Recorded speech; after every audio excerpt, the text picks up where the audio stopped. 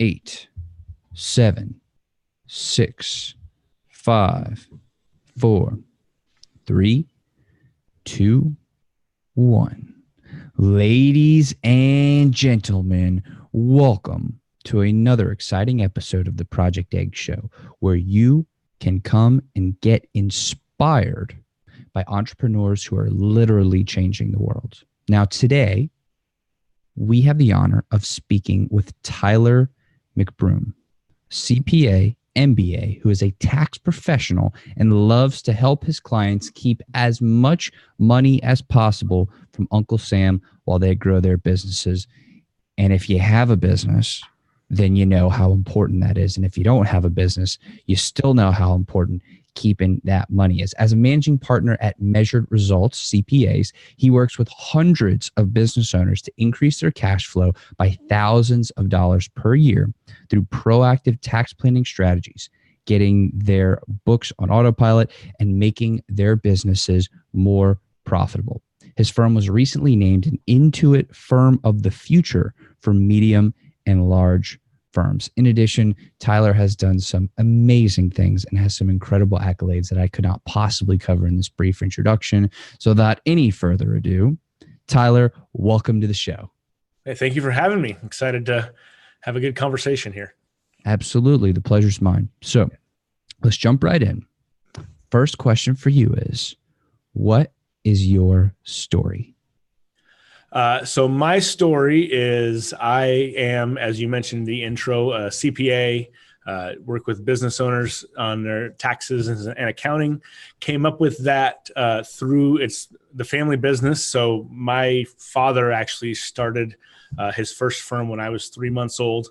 So kind of grew up hearing taxes. And when we go on ski trips, it was with clients who were also friends. And so I kind of started hearing about ninja tax tricks, if you will, ever since I was a little one. And then like probably many people do, tried to steer away as far as possible from the industry. Actually got my undergrad degree in creative writing, which is about as opposite from accounting as you can get. And then realized that, it wasn't such a bad career, was tired of being broke. And so went back to grad school, got my master's, and then all the accounting units needed, went and worked for a couple other companies, a couple other firms, and then found my way into being able to partner up with my father, which has been an amazing experience. And then over the last couple of years, we've just been growing like crazy and on a lightning growth mode, which has been awesome, and really trying to develop and help people by sharing tax tips on social media and YouTube and educating people as we grow. And so that's been really rewarding, in addition to, of course, turning into lots of clients, which has been good too. So I have to ask, why did you not want to go into the business? Like what repelled you so much when you were younger?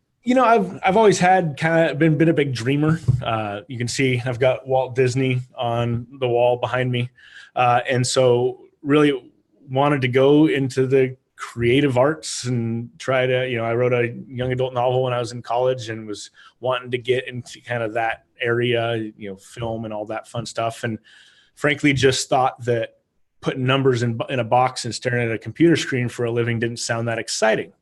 And it turns out you only have to do that for a couple years as an accountant. And then you're just talking to people nonstop. And that's most of my job, is talking to people all day long. And so it was a combination of my kind of dreamer personality with my false perceptions of what my dad actually did.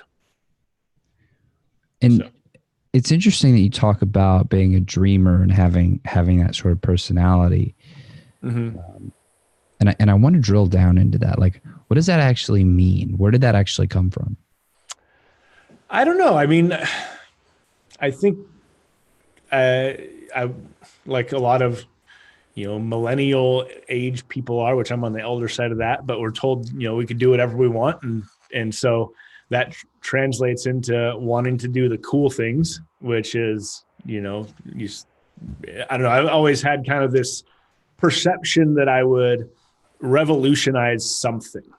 And so for me, I found a lot of joy in writing and doing the creative writing stuff. And when I was in my GE college classes, I would be sketching ideas for stories and books. And so I just kind of wanted to pursue that path and give it a go. And then so then I realized I could do that on the side and actually earn a living doing something else. So so I think it's just a combination of wanting to be be in the spotlight, I guess, for lack of a better phrase, and then also just the way my brain works is in the more, even on the tax side, more creative tax strategies and all that stuff. And so just always trying to do something different, be different, I guess.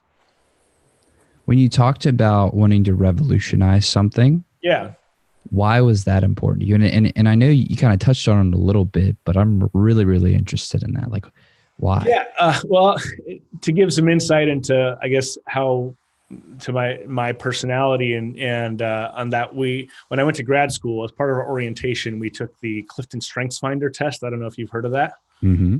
So, so they went through each of the different strengths and had everyone raise their hand if they were a particular strength. One of the strengths is significance, and that was one of my strengths, meaning you want to do things, not just that you want accolades, but that you want to do things that are significant, that leave a mark on the world. And they asked to raise your hand if you had that. And I was the only one that raised my hand. And that made me super stoked because I was the only one who had significance.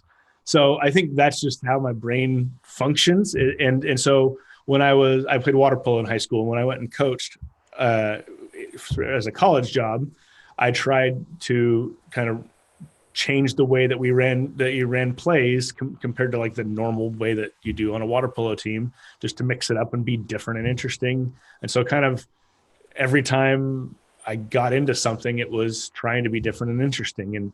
And now I think I'm actually living that out pretty well with being a CPA who has 50,000 followers on Instagram talking about taxes. And I have people DM me that all the time, that I'm the only one that they say, I've never seen anyone else out there doing this. This is awesome. And so I kind of found my avenue, and the path of creative writer turned accountant has most of my job is talking to people and then also writing. Frankly, I'm doing a lot of writing, whether it's in email form or social media posts, content, and being able to write and communicate my message. That ended up serving me really well as an accountant, even though it was a creative writing degree. So I love the word significance. Mm-hmm. My grandpa, on my dad's side, Judge Saul Gothard, he was a judge for 33 years in the state of Louisiana. Mm-hmm. And he always used to say, because he started off as a social worker, then he went to law school and eventually became a lawyer, judge, and a juvenile court judge, and then into the Court of Appeal. He always used to tell me, because he studied Freud a lot, that there were, I believe, 4 things that Freud said were necessary for human beings, like to work, to play, to love, and to create. I think with a 4, maybe there's 5, but he always said, and I wanted to add another one, either a 5th or a 6th one. He said, I think every human being needs to be of genuine significance to another person. And he's always tried to live his life that way. And it made me think of that when you're talking about significance. Yeah, very cool. Yeah, that's super important. I think is Tony Robbins talks about the 6 human needs, and one of them is to be recognized in recognition, and that comes from that significance and connection, and so yeah, I guess that's higher on the spectrum for me. But really, what it comes down to is, it's not so much that I kind of hinted at earlier, that I want the acknowledgement. It's just that I want to do something so amazing that impacts so many people that it's cause for that significance. So actually, to continue the Walt Disney thing, along the lines of kind of digging into how my brain works with that stuff, when Walt passed away, the cover of the newspaper the next day was a globe with Mickey ears on it, and Mickey Globe was crying because the world was shedding tears for Walt passing because he had such an impact. And so that was always kind of my benchmark. So when you were making the transition from doing the creative writing and being in that zone or that area of your life into becoming a CPA and moving into your niche, your industry, how did you make sure to bring that creativity with you? Like, how did you actually figure out how to stand out, how to be creative, how to apply the things that you love to this industry that you're now shaking up? Yeah, for me, it's through the social media outlets that allowed me to keep that creativity. Frankly, for the first couple of years when I was going through the grinding years of just doing the plugging and chugging, putting numbers in a box when I was working for someone else, those were challenging years for me because it's just so naturally against my personality. So I think I found my outlets through like cooking and reading fun books on the side. And then once I came in and started and partnered with my dad at Measured Results, then I got more free reign to say, this is how I want to do it. And so I started putting some videos on Facebook and actually, now I'm thinking about it. So even before I was doing tax tips I started a country music and beer reviews YouTube page called Honky Talk. And I would just talk about country music. And I've done a few posts on this of how important it is just to start, because even though that led nowhere and it was just kind of this fun little goofy thing, I was practiced in front of the camera so that when real money was on the line and I wanted to use it for business purposes. Most people, I don't know you interview a lot of people, but I don't know if your experience with it is the same as me when we try to bring in clients to give testimonials, but people freak out in front of the video camera. Like, it's amazing psychologically what it does to people. And they'll be the most outgoing person talking with you in a room, but then you turn that camera on and they freeze. And so I got all that out of the way on a country music video instead of on my tax tips. And so I was always doing something related to that, getting in front of the camera or writing something or create it's always was and going to be there in my life in some form. Now it's just, I've found the way to marry the tax accounting stuff with the creative, which is really rewarding. How do you want to revolutionize the world of taxes? Well, partially everything that I share on Instagram, primarily Instagram right now, but also YouTube and everything, is all tax knowledge that previously you'd have to go pay a CPA for to sit down with to get that kind of information. And I'm putting it out there for free every day of the year. Like, literally every day we're sharing something. And so I've had people comment on it that like they never had access to this knowledge before. And this is amazing because now they've started their business because they got the free knowledge and know how to do it. And that's, I would think is changing the way that, or will ultimately change the way that other CPAs have to be as far as guarding their knowledge versus being more open. The other way is typically most CPA firms operate on a billable hour charging situation.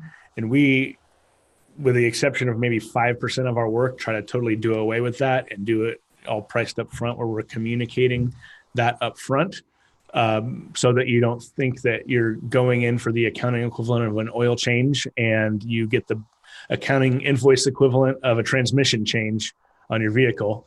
And so that's an evolution that we're trying to figure out and work through. But that's how you go from being someone who fills out the forms to being an advisor, because they're not worried about the clock ticking every time they pick up the phone. So those would be the two ways that immediately come to mind. What drives you like really, really drives you? We talked about the significance a little bit, Yeah. but I want to learn That's a more. great question that I ask all of my interviewees, and actually haven't really thought the answer myself whenever we're hiring someone. So yes, I would say the significance, I would say doing what I love drives me probably more than most things. And then of course, I've got a wife and two little kids that are just awesome. And of course, my dad provided an awesome life for us and was always coaching like our little league soccer games, even though he was running a business. And so I want to make sure that I provide that and then some, and layer on and level up the next generation, and do that for my kids and my wife too. So, but yeah, so definitely my family, big on family, and enjoying the people I work with and the work that I do. And then, of course, wanting to make an impact on as many lives as possible. You mentioned before connection. Mm-hmm. And I love that word. That's like one of my favorite words ever. And I think it's so important in so many facets of life for many different layers. So I'm interested in learning, what is your philosophy on developing deep, meaningful, and genuine connection with another person? I think that, so what I think is correct isn't something I always do, but it's distraction-free conversation, like just actual one-on-one conversation where you're listening, you don't have the phone on in front of you, and you just find out how they're doing, what they need, and the thing that I need to work on the most, not interrupting them, because I get so excited about what they're talking about that I'll jump in and finish their sentence. But when I don't do that, I think I connect a lot better.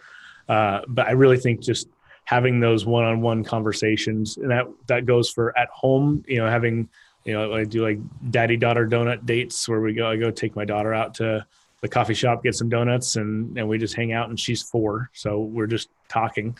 And then also being a leader at a company, we have mandatory weekly one-on-one meetings with whoever you're reporting to or, managing. And those have been hugely impactful on our business and connecting and finding out what makes each person tick, and where we can help them grow. When do you feel most connected to other people? That's a good question. I mean, I think same answer when I'm chatting with them. I like being on stage. So when I'm giving a talk and getting good questions and good feedback from the audience, that's a super connection moment. And then just when I'm like working together on something that's a challenge is a big connection moment too. Whether that's at home when my wife and I are struggling to figure out like what to do with the kids, like, comes home sad from preschool, or, baby won't sleep, that's a connection moment, even though there's struggle through it. I think the same at work with our rapid growth. Of course, there's challenges of a company at 4 people looks a lot different than a company at 20 people. And so figuring all that out and working that together, and the people that have been there through that ride is, very connected with. So I think through that struggle, you get connection and, working together through it. Let's talk about your evolution as a business owner and a person at the same time. Going from, being the creative to then being the CPA, and then having to grind out that time, and then partnering with your dad. Yeah. And now y'all are experiencing lightning fast growth. Yeah. How has your leadership style evolved over time? I would say over time, I mean, before the, let's quote, the creative, I had no concept of really organizational structure from in a small business standpoint. I did Something that was really interesting that I learned when I did the Walt Disney World college program. I did a semester at Disney World as a lifeguard. And I remember thinking that the higher up you got in an organization, the less you actually did, but the more responsibility you had. And I think that's been an interesting challenge, because when you're at the bottom where you're cranking out tax returns, if you're doing 6 tax returns a day, it's easy to check the box on, okay, I did that, I did that, I did that, I did that.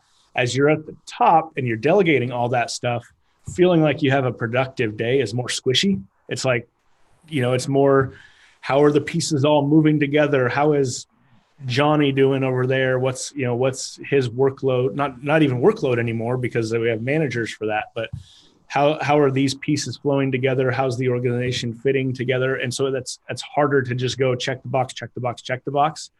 And so that was a challenging transition in wanting to sometimes go back in and do the work just to get those check boxes done, And so, I still, we're not so big that I'm not doing any of the accounting work, but doing a lot less of it now. And so having to, even when it might be easy to jump in to quote, to help them, you're actually not helping them because they need to grow. And so that was a challenging transition. That is fascinating. So as you're getting bigger and bigger and you have more people in order to handle like the day-to-day operations and actually deploying the service, the product, your responsibility grows, but like your specific tasks shrink. Right. Is that kind of what I'm? Yeah. Because, when you're starting, you're inputting every bank transaction when you're doing the bookkeeping, and then you're plugging in each number into a box when you're doing the tax return. And then you go to where you're just kind of overseeing it and looking at it to make sure it looks right. And doing the detailed technical review of it to make sure there's no errors.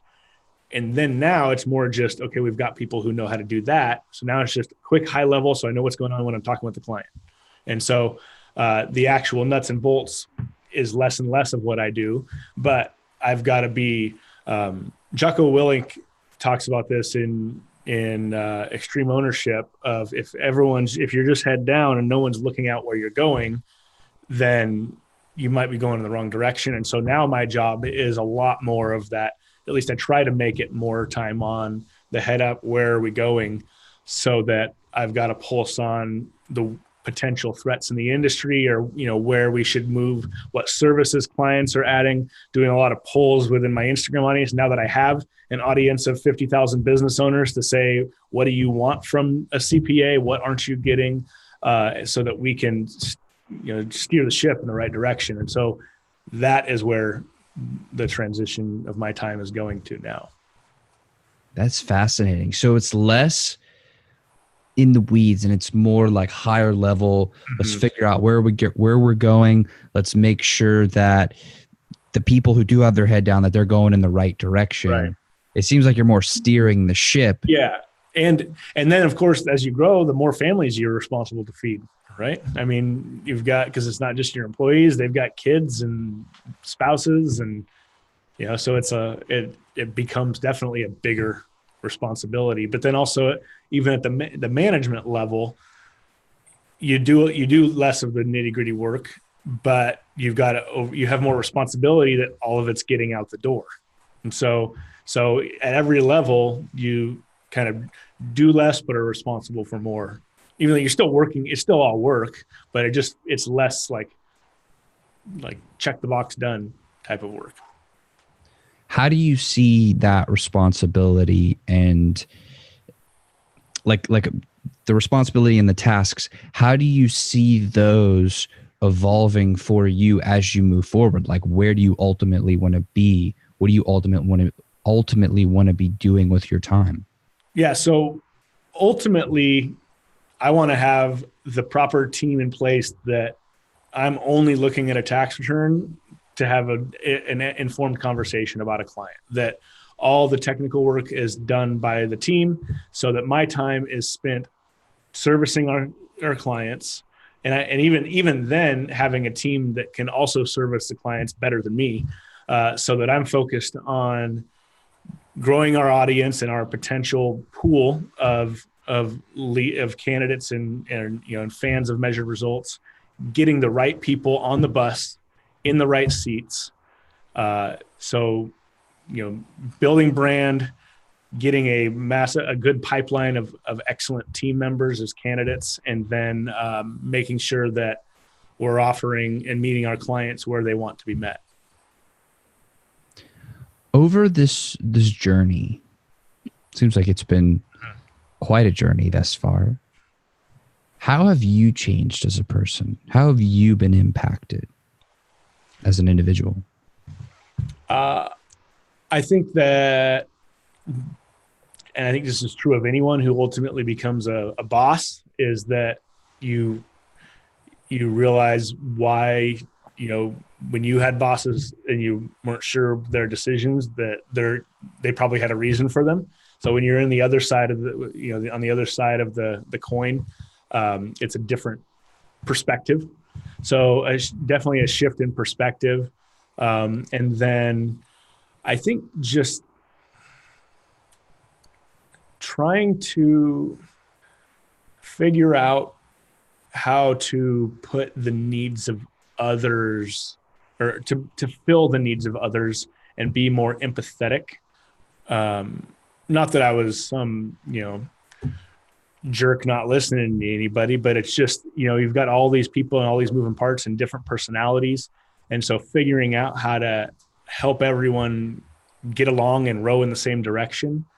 I've definitely had to grow into that. And I remember when we first started going from 4 people, we jumped from 4 people to like 10, almost overnight, it seemed like. And I like woke up one day and was like, I need to figure out how to manage people. This is like chaos right now. I have no idea what I'm doing. And I don't think anyone knows what they're doing with management, when they're first starting, and even 20 years in, because people are crazy. But so I just was like, okay, let me buy all the books on management I can find, read them all. And so it was just figuring out how to manage people and grow and have the weekly one-on-ones and have a system for communicating well, versus just being all over the place. And it's still a little all over the place, but trying to, get less and less all over the place. I love what you said about, like, most people when they first start, they have zero clue how to actually manage people. Yeah. I remember a couple of years back now, I'm 24, but I started my first business when I was 20 as a sophomore in college.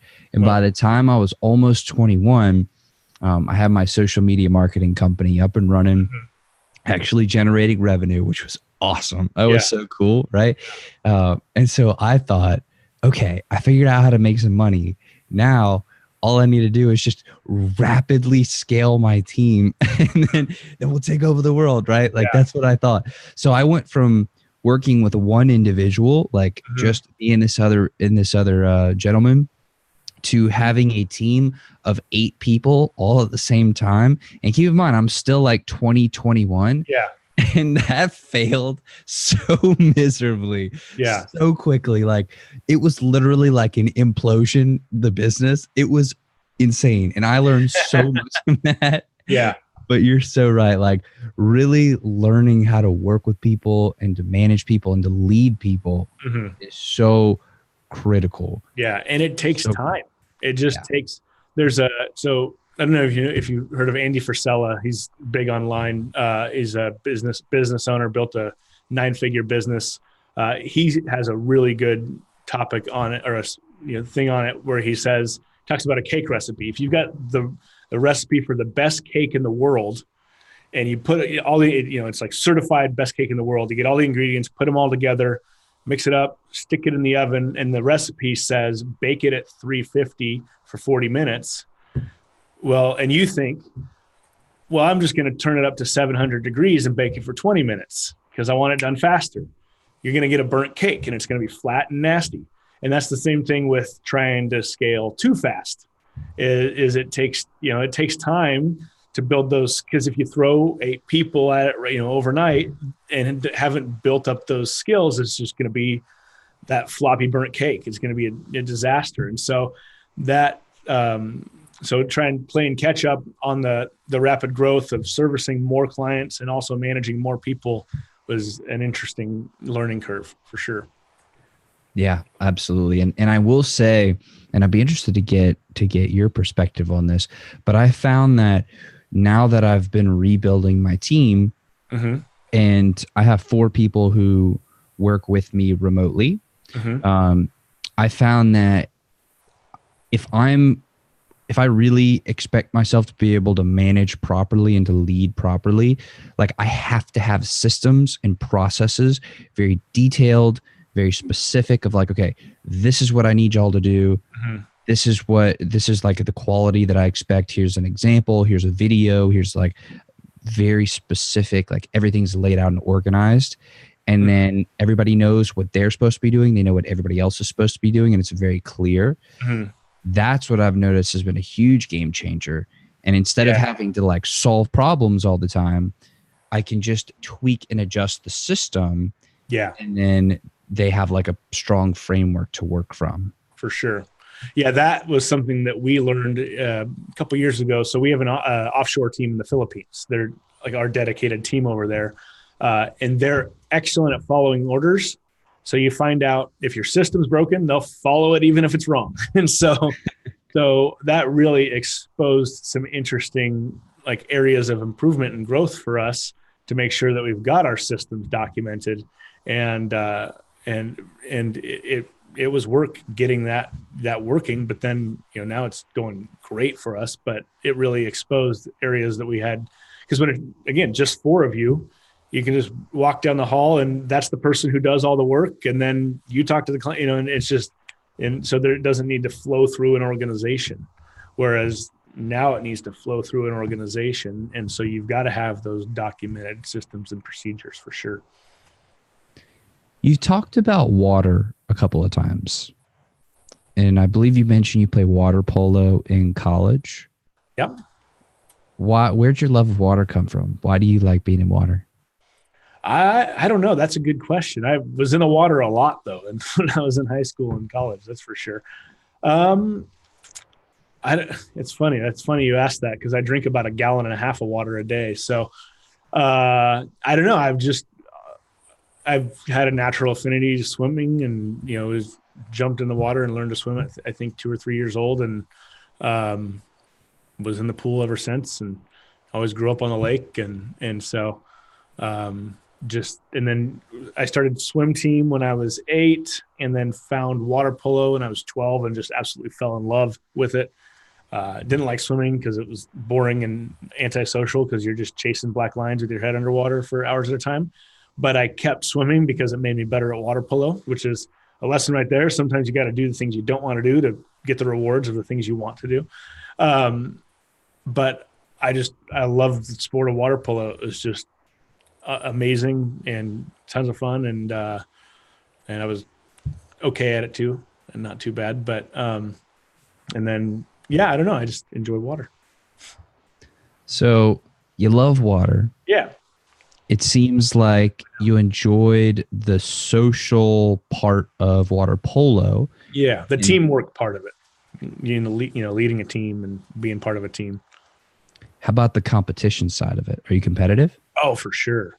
Yeah, definitely. I love competition. I'm always trying to figure out how we can implement some form of competition within the organization too. But yeah, I'm definitely competitive. I always grew up playing games and playing Mario Kart with my cousin, who's 3 months older than I am. So we're super close. And every time we had family get-togethers, which was almost weekly, we'd always play video games and get super competitive with it, even though it didn't matter at all. So competition is definitely there for me. It's part of I think it's part of that significance factor of, wanting to. I didn't just want to play water polo. I wanted to win a national championship and go to a school that had a chance at winning a national championship. It didn't happen, but still wanted to have that opportunity. I remember when, as a kid, I wanted to be an astronaut. I didn't want to just be an astronaut. I wanted to be the first person to walk on Mars. So it wasn't enough to just be an astronaut, which is already a super tiny perspective. So So that's all. Yeah, that's all competitiveness, wanting to be the best at something, right? Yeah, absolutely. And for the record, Mario Kart is important, and who wins is very important. One of the most important things in the world. Who is your racer of choice? I would go between Yoshi and Donkey Kong. Ah, interesting. Why those two? So Yoshi was super fast and nimble, and then Donkey Kong, if I wanted to just be a bruiser and knock people out of the way. So depending on the course, if it needed some more nimble racing or if it needed some more bruiser racing, that would be my picks. But more often, probably Yoshi. What other games did you like to play growing up? All the Zelda games I was a big fan of. There was one that wasn't really a big game, but I played it a ton. It was Mission Impossible on Nintendo 64. The Super Mario games. I was probably more into Mario than I was Zelda. Sonic the Hedgehog was a big one for me. So I went through Sega phase and then Nintendo after that. A lot of GoldenEye, Halo. So those were the big, long kind of quest games, mostly.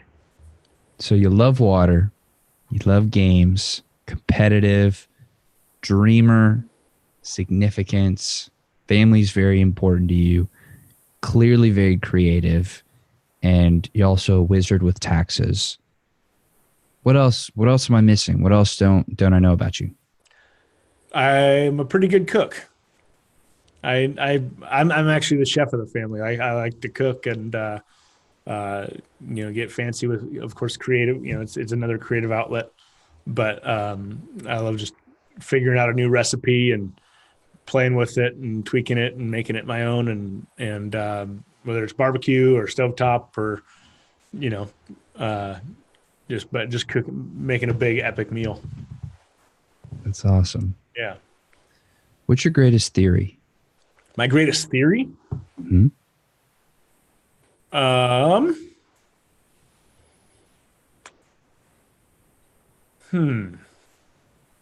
Just about life or in general?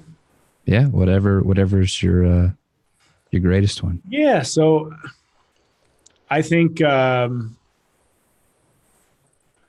and this isn't my own at all, but just the theory of it to get, you've got to give and give more and give without expectation. And that is that's truly bearing reality for what I've seen with on social media and giving out free tax tips. And I don't even ask people to, hey, if you want to become a client, reach out. It's just they do. And so but that was 2 to 3 years of doing it every day before I started even seeing any real traction. But giving out, and trying to help, coming at it from actually helping people. Same thing with the team, like giving my time to sit with them one-on-one. I really definitely believe that is true, that as long as you give without expectation, not a strings attached giving, because that doesn't count. It's like a negative in the bank account. Definitely you get more, what you gave back and then some, for sure. What do you want to leave behind as your legacy? Of course, total financial freedom for my family for generations to come would be amazing. And then just when people hear the name Tyler McBroom, they think that guy impacted a lot of people. So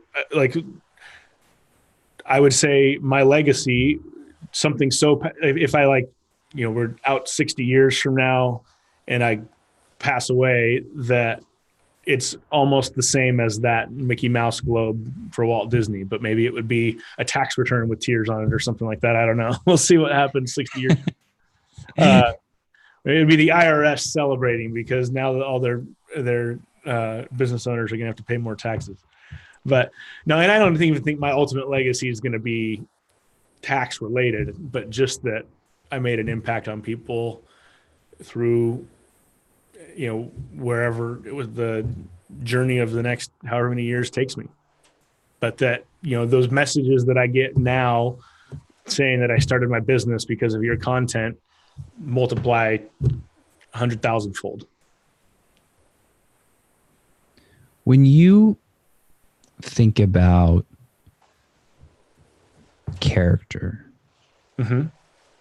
and depth of character, how do you truly measure that? To me, and actually, I remember when I was getting out of grad school, I said to myself, I want to be known as someone who has excellent character. And so I had to define what that meant and for myself. And to me, it is as simple as doing what you say you're going to do. So keeping promises to yourself and to others. So, if you say you're going to go to that event on Friday night and then Friday night comes and you don't want to go, you still go because you said you did. And so just, being true to your word. And that's not always easy at all. But that would be my definition of character. I want to ask you a little bit about the content that you produce and the following that you've been able to build. And it's something that I've been thinking a lot about lately. I actually wrote about it in my in my journal this morning. I want to talk about vulnerability. Okay. Specifically within that context. How much do you share? Like where's the line? Because you want to be transparent, but I'm sure there is a line. Maybe there's not, but I'm sure there is a line. How do you know how vulnerable to be with whom and at what time? Yeah. So a colleague of mine said it best, I think, is you can share your scars, not your open wounds. So if you're going through something that's currently, maybe don't share about it because people don't want to just hear a bunch of negativity and how life is. But if you've gone through something that was vulnerable to share about and gotten through it and have lessons that can help others from it, then absolutely. And those are vulnerable moments because you are admitting that you went through this weakness.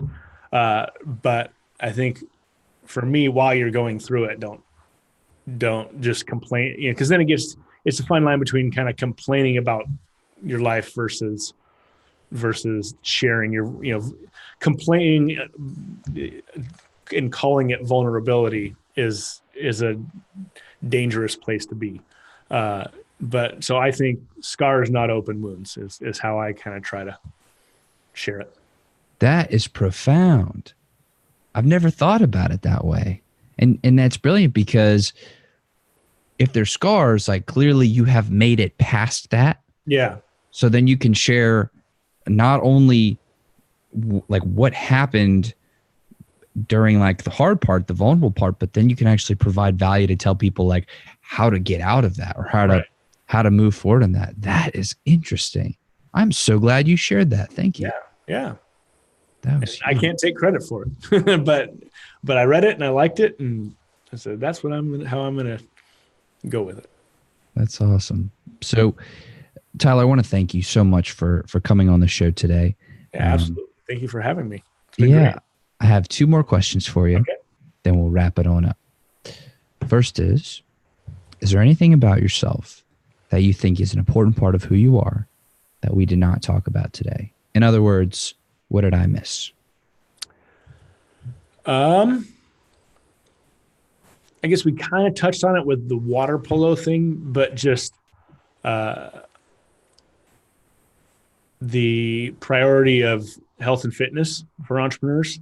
I went through a period when I had little kids and was just becoming a business owner, and woke up one day and realized I was 30 pounds heavier than I wanted to be and that I should have been. And so hired a trainer, got on a fitness program, and dropped those 30 pounds within a few months, and have maintained that, but just making sure that through the growth and the grind that you still make health a priority, because if you don't have that, then you don't have anything. And so something about me is that I even during tax season, which is when it's crazy, try to make sure that I'm working out at least a couple times a week. I go ebbs and flows on eating super healthy, but always try to maintain a reasonably healthy diet, and so that would be, I would say, something that maybe we didn't cover that I would share. What question should I be asking you, specifically me, asking specifically you, that I just wouldn't think to ask? I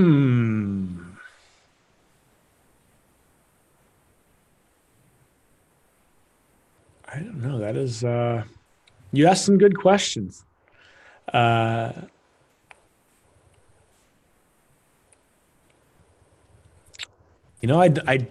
don't have an answer on that one. It might come to me, but I'm not sure. Well, let me maybe rephrase it then. Okay. If you could give advice to somebody who's 24, okay, right now, what would that advice be? What are some of the most important things? Yeah. There we go. I would say that I'm trying to recollect I had a conversation about that exactly with a 24-year-old employee of mine about 9 months ago. I would say for me, if I'm just looking back at 24, I went and got a bunch of student loan debt going back to grad school. And I could have done it other ways. Taking night classes while I worked instead of going back full in. So I would say, number one, it's never too late to pivot, like I did with going from writing books to writing tax returns. And number two, figure out ways to do it as smart financially as possible, because the resource, if you get creative enough, it's out. The resources are out there to figure it out, and that if you're not careful, that can create a negative financial spiral that'll stay with you for a long time. And so, not against education, but just make sure you're not doing it in a financially irresponsible way. And then that I would say, to some extent, passion is overrated when it comes to how you earn your income. That you can have passion on the side and find ways to find the things that give you passion within the job that might not seem like it's your passion. So like as an example, as an accountant, finding the ways to be have a creative outlet through that. If you've got to take a job that isn't your and if it's your passion, then you'll do it on the side anyways.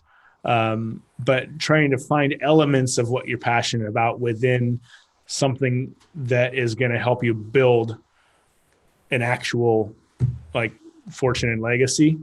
And then if you truly don't have something that's going to build that fortune and legacy, that you have interest in, then do something that you don't like as much and intensely as fast as possible, so that you can then have freedom to go do the things that you're actually passionate about. Well, Tyler, thank you again so much for coming on the show today, and sharing everything that you have and sharing this time with me. It's been very special, and I want to thank you. Yeah, thank you very much for having me. Really enjoyed it. Absolutely. And to everybody who's watching, listening, I want to thank y'all so much from the bottom of my heart. Y'all are the reason that I do this, and I know how valuable your time is, and I'm very appreciative that you would share it with us. So thank you so much, and I will see y'all on the next episode.